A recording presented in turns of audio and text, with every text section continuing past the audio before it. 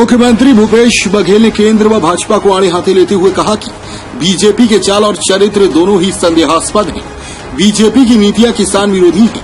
एक तरफ देश का किसान पिछले लंबे समय से सड़क पर है, तो दूसरी ओर छत्तीसगढ़ का किसान खुशहाल है।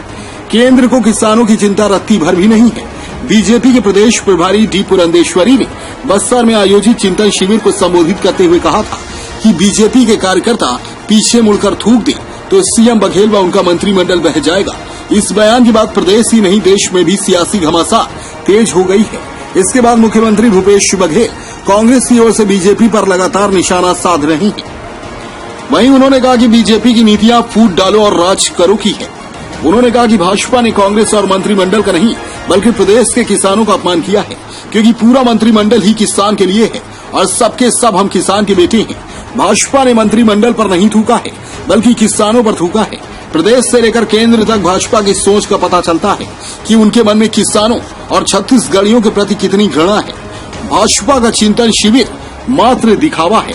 अपने केंद्र के बड़े नेताओं को खुश करने के लिए मुद्दों से भटककर किसानों को भ्रमित किया जा रहा है।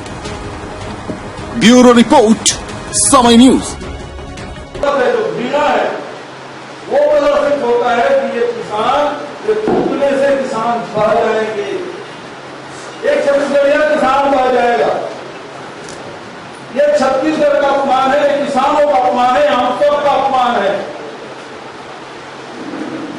जो इसको चिंतन शिविर में उभर के आया है, इनकी सोच ही मुबारक। लेकिन हम छत्तीसगढ़ के लोग हैं, हम किसान हैं, हमारे मन में नफरत नहीं, हमारे मन में हिंसा नहीं, हमारे मन में घृणा नहीं। ये तो प्रेम की धरती है, ये कबीर की धरती है, गुरु घासीदास की धरती है, स्वामी आत्मानंद की धरती है। इस धरती में प्रेम ही बांटा जाता है और ये लोग नफरत की फसल उगा रहे हैं। यह दुर्भाग्यजनक। आज इस बयान के बाद तीसरा दिन है, भारतीय जनता पार्टी की ओर से कोई खंडन नहीं आया, उसके तरफ से कोई बयान नहीं आया, उनके तरफ से कोई माफीनामा नहीं आया। इसका मतलब यह है न केवल पुरंदेश्वरी देवी बल्कि समूचे भारतीय जनता पार्टी प्रदेश इकाई सहित राष्ट्रीय नेतृत्व भी ये सोचती है ये किसान नफरत के लायक है, ये छत्तीसगढ़िया नफरत के लायक है और इसका हम विरोध करते हैं। ये हमारे लिए बेहद छत्तीसगढ़िया होना, किसान होना हमारे लिए सम्मान की बात है और इसको इन्होंने दर्शाया है, चुनौती दी है। हम नफरत की बात नहीं करते, लेकिन इनसे उम्मीद करते हैं कि ये पूरे समूचे छत्तीसगढ़ के छत्तीसगढ़ियों से छत्तीसगढ़ के किसानों को पाए। मैं इस माध्यम से आपके माध्यम से केवल यही कहना चाहता हूँ। सबके बाद मेरी चौधरी को करता हूँ। हमारे मन में नफरत नहीं, हमारे मन में हिंसा नहीं, हमारे मन में घृणा नहीं। ये तो प्रेम की धरती है, ये कबीर की धरती है, गुरु घासीदास की धरती है, स्वामी आत्मानंद की धरती है। इस धरती में